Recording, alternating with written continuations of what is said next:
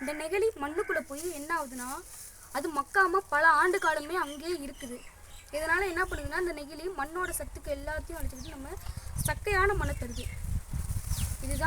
இதனால தான் நெகிழியை நம்ம பயன்படுத்தக்கூடாது. இதனால் விவசாயிகளுக்கு ரொம்ப பச்சை குழந்தைங்க இந்த மண்ணை சாப்பிட்றதுனால அவங்களுக்கு நோய்கள் ஏற்படுது.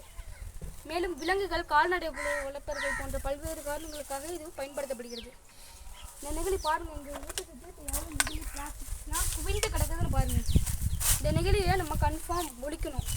அதுக்கு நம்ம பயன்படுத்த வேணாம்னு சொல்லலாம், ஒரு அளவாக பயன்படுத்தணும் நெகிழியை. கடையிலேருந்து கடைக்காரர் ஒரு நெகிழி தராருன்னா அதை நம்ம எவ்வளோ முடியுமோ அவ்வளோ ரீயூஸ் பண்ணணும். அப்போ தான் நம்ம அந்த பூமியை காப்பாற்ற முடியும். மேலும் எங்கள் ஊரில் இப்போ நிறைய ஃபேக்ட்ரிஸ் இருக்குது.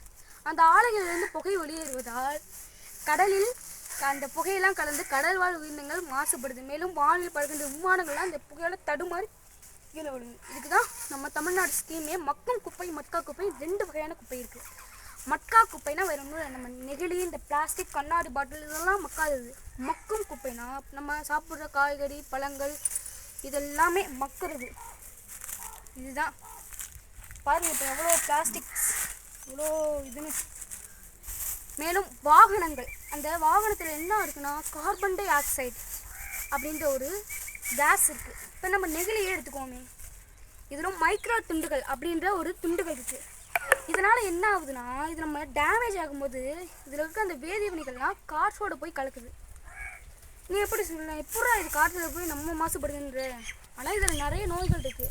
இது டேமேஜ் ஆகும்போது இதில் இருக்க மைக்ரோஸ்கோப்பிக்லாம் காற்றுடன் கலந்து என்ன பண்ணும், நோயை உருவாக்குது. இறக்கிறது கூட சான்ஸ் இருக்குன்னா விலங்குகள் இதை உட்கொள்வதால் இறப்புக்கு வாய்ப்பு ஆகுது.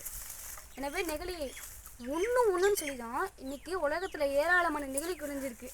எனவே நெகிழி பொருட்களை பார்த்து நிதானமாக சூடாட வேண்டும். நன்றி, வணக்கம்.